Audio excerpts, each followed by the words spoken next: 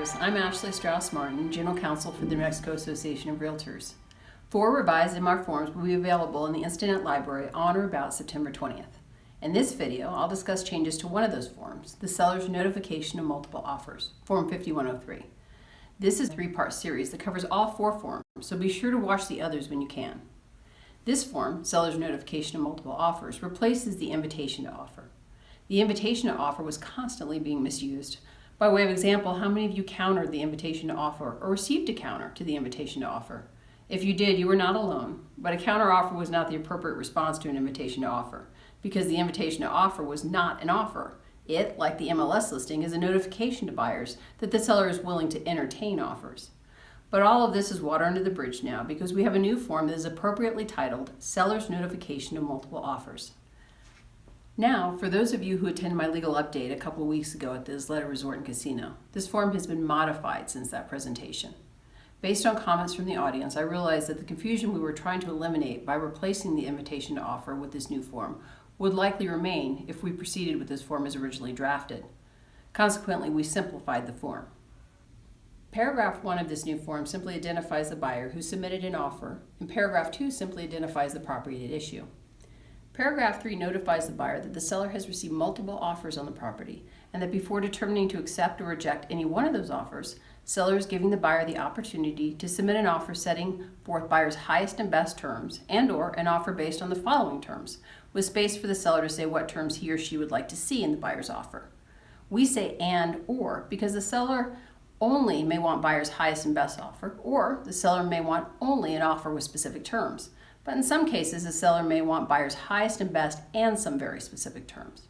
So seller may check one or both boxes in paragraph 3. Under paragraph 3, at the bottom of page 1, there's some very important language which ties back into the comment I made about the invitation to offer. And you know it's important because it has one of those triangles with an exclamation point inside. And what better way to say this is important, like a triangle with an exclamation point inside, right? The language says this notification of multiple offers does not constitute an offer by seller to sell on the terms set forth above. In other words, the buyer cannot sign this form and create a contract between buyer and seller to sell on the terms the seller has set forth in paragraph 3. It also says if buyer wishes to make any changes to buyer's original offer, other than a change to the expiration date, as explained below, buyer must submit a new offer, which takes us to paragraph 4. Paragraph 4 covers the buyer's options in response to this notification. Option 1. Buyer may change the terms of his or her original offer by submitting a new offer that incorporates either 3A or 3B above, or other terms the buyer wishes to include in the new offer. Option 2. Buyer may retain his or her original offer without revision. Note, seller may still accept buyer's original offer if the expiration date has not passed and buyer has not revoked his or her original offer. But what if the expiration date in the original offer has passed or is about to pass? If that's the case and buyer wishes to stand by his original offer but wishes to extend the expiration date in the original offer, buyer may do so by submitting the new amendment addendum, Form 5101, that sets forth the new expiration date. This is the only information that should be placed in the amendment addendum.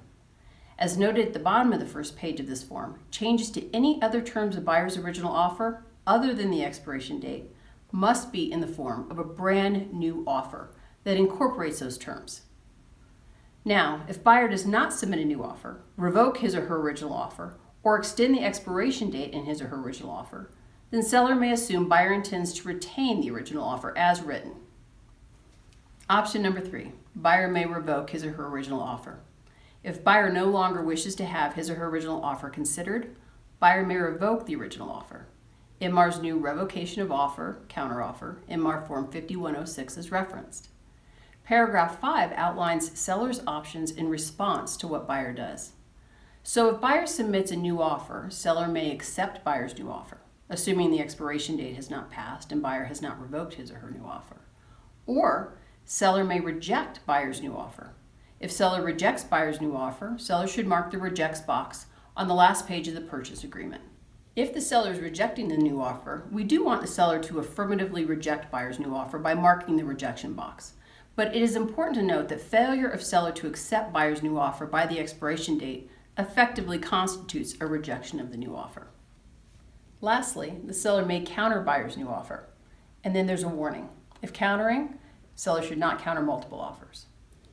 If buyer retains his or her original offer, in other words, buyer does not submit a new offer, then seller may accept buyer's original offer if the expiration date has not passed and buyer has not revoked his or her original offer.